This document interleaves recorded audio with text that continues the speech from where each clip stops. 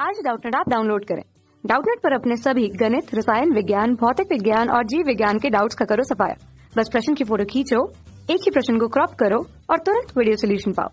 अभी डाउनलोड करें। Hello friend, इस प्रश्न में हमें बताना है कि क्या धारा प्रवर्धक गुणांक अल्फा का मान जो है 1.1 हो सकता है।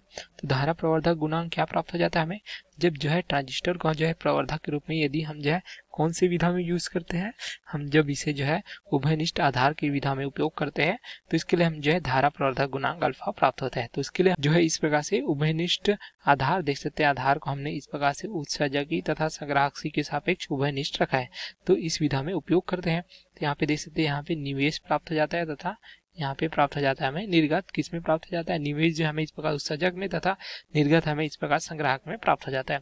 इसी प्रकार यहाँ पे आधार हमें उभयनिष्ठ प्राप्त होता है, तो हम इसे क्या कहते हैं?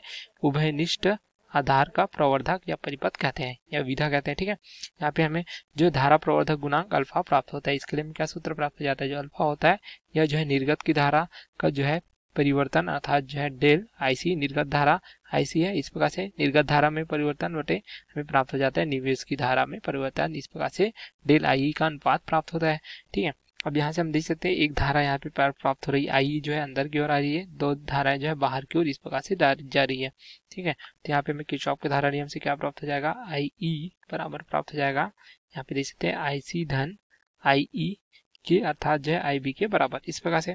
ठीक है, अब यहाँ से हम क्या लिख सकते हैं? परिवर्तन के रूप में देखें तो डेल आई ई बराबर क्या प्राप्त हो जाएगा? डेल आई सी धन डेल आई बी के बराबर। तो यहाँ पे देखिए डेल आई ई क्या हो रहा है? डेल आई सी तथा डेल आई बी से मिलकर बना है, तो हमेशा यहाँ पे किसका मान अधिक होगा?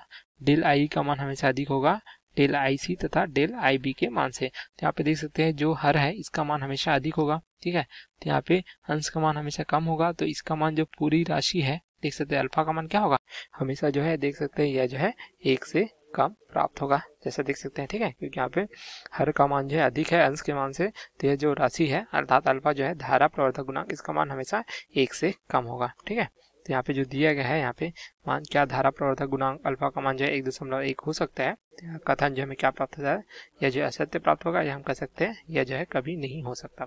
ठीक है, क्योंकि यहाँ पे हमेशा जो है 1 से कम प्राप्त होगा किसका मान? अल्फा का मान। क्योंकि यहाँ देख सकते हैं इसके लिए सूत्र प्राप्त हो जाता है इस प्रकार से, जो है संग्राहक धारा में परिवर्तन बटे क्या प्राप्त होता है? इस प्रकार से उत्सर्जक धारा में परिवर्तन। जो हमें पता है कि उत्सर्जक धारा हमेशा संग्राहक धारा से अधिक होती है, इसलिए अल्फा का मान हमेशा 1 से कम होगा, तो 1.1 यह जो है कभी नहीं हो सकता।